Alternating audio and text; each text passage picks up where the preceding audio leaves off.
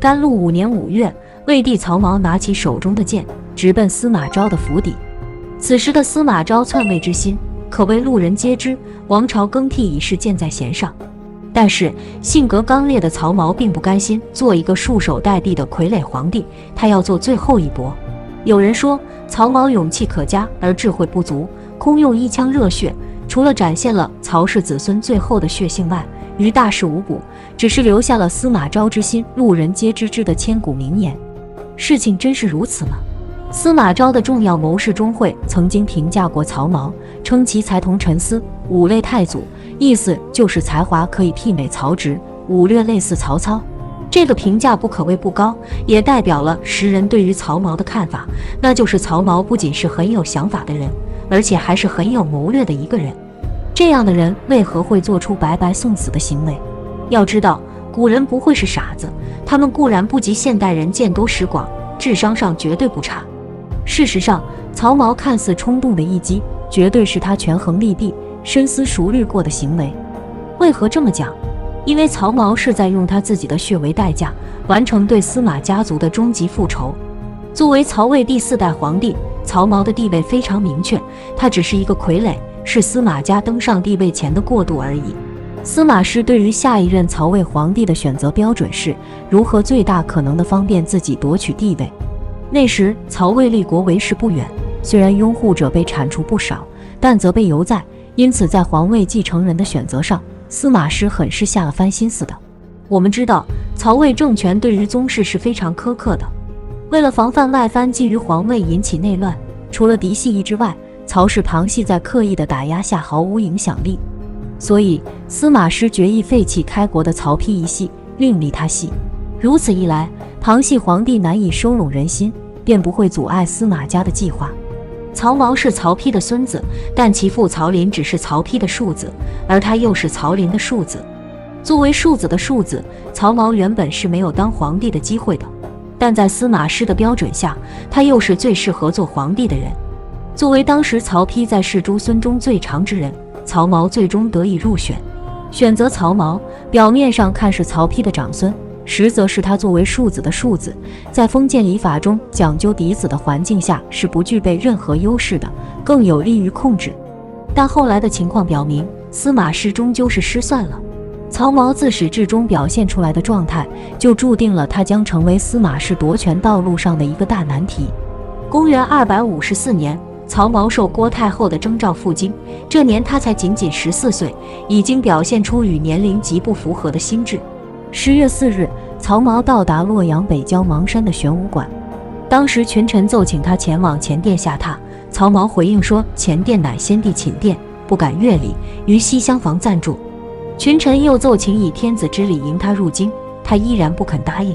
第二天，曹髦正式进入洛阳，文武百官都到西掖门南拜迎。曹髦见状，立刻下车答拜百官。有司奏说，按礼仪民为天子，不必答拜臣下。曹髦回答道，眼下我也是别人的臣子。这一幕是不是很像《红楼梦》中林黛玉初入贾府，不肯踏错一步，说错一句话的状态？到了止车门，曹髦也要和群臣一起下车步行入宫。旁边的人都劝他，按惯例他可以乘车进去，他却回道，我被皇太后招来，至于安排我做什么，现在还说不准呢。遂和群臣一起步行至太极东堂，面见了郭太后。他的一言一行都非常的得体，得到了群臣的称赞。当天，曹髦就在太极殿正式登基，成为了曹魏第4任皇帝。而参与典礼的百官见识到了他的言行，都很高兴。要知道，曹髦这时候才14岁，有哪个14岁的孩子能有这样的沉稳？即位之后的曹髦，对于当时的形势是有着清醒的认识的。司马氏权倾朝野，孤身一人的他并没有放弃，而是以行动开始了捍卫曹魏政权的努力。一方面，他承认了司马氏控制政权的现实；另一方面，则是利用天子合法的身份，与司马氏进行着人心的争夺。就在即位后的第3天，曹髦就派遣身边的侍从到各地巡视，代表自己慰问各地官员和百姓，并调查有无冤案和官员失职。第4天，则任命司马师总领天下兵权，并给予司马师足够的尊荣。面对着司马氏控制政权的现实，曹髦采取了隐忍的态度，以逐渐收拢人心的方式积聚力量。曹髦学识过人，经常召集大臣在太极殿讲经，司马望、王审、裴秀、钟会等人也常常参与讨论。这些人大多是司马氏的心腹，但都为曹髦的聪慧所叹服。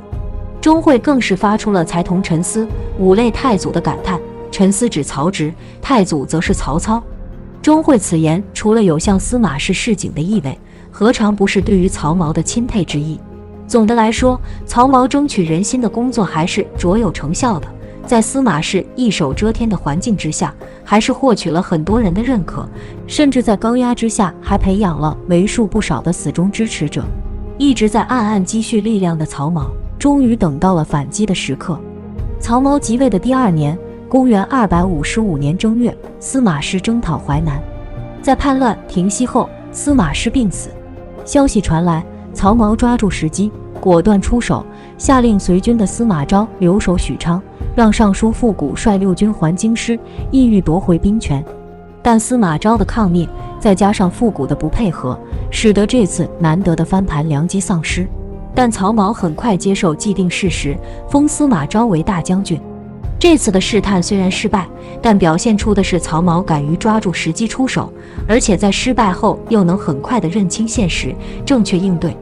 其进退之老练，很难想象是一位15岁少年天子的所为。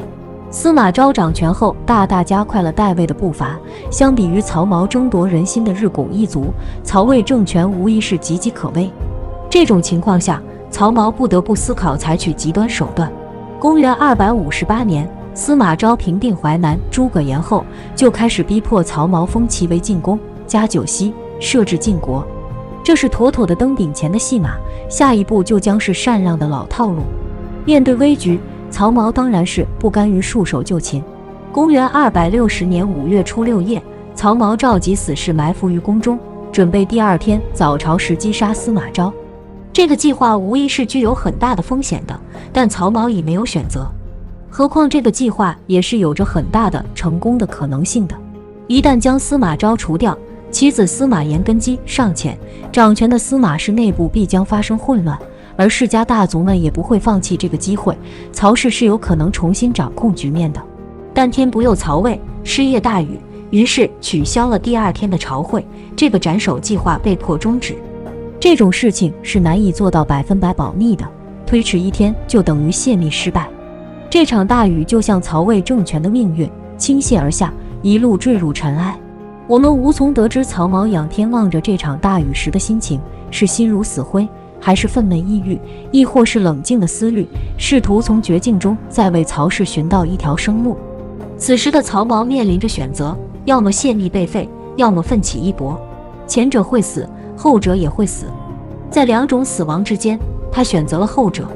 这里我们就要探寻曹髦这样选择的目的，他绝不是通常我们认为的面对失败后展现最后的血性那样简单。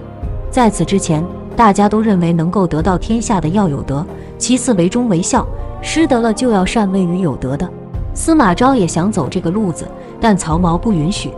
他就是想用自己的血，让司马氏在道德上留下污点，以此为曹氏再争取一点时间。这时他已将自己的生死置之度外了。他要大张旗鼓地讨伐司马昭，先是召集了3位大臣告明此事，又去禀告太后，丝毫不在意为人所知，摆明了就是要让天下人都知晓。按照我们了解的曹髦，他这么做就是准备把事情搞大。曹髦成功了，他突出了司马氏控制的皇宫，冲到了大街之上，在天下人的眼前被司马氏所杀，这是非同小可的事情。权臣杀皇帝在此之前不少，但都是背着人。曹髦喋血街头，让司马氏毫无回旋的余地，他用生命的代价将司马氏陷入了不忠不义的境地。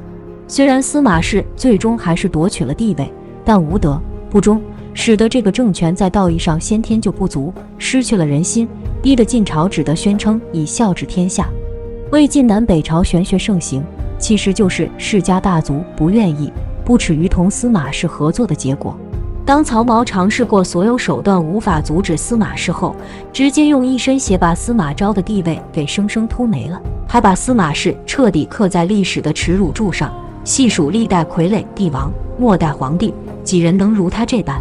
曹髦用一双满怀不甘的、充血的眼睛注视着司马家族，用自己的血诅咒这个新生王朝。而晋朝的确也如他所愿的那样短命夭折。曹髦的悲剧以及司马家族日后的悲剧，总结下来，都源于司马懿打破了当时世家大族之间的政治默契。没有人想到司马懿对着洛水发过誓后，还会杀掉曹爽。司马懿背弃洛水之事，就突破了一道底线，或者说保护机制。这件事情最大的后果，就是在权力的游戏中，所有玩家必须达成新的更残酷的默契。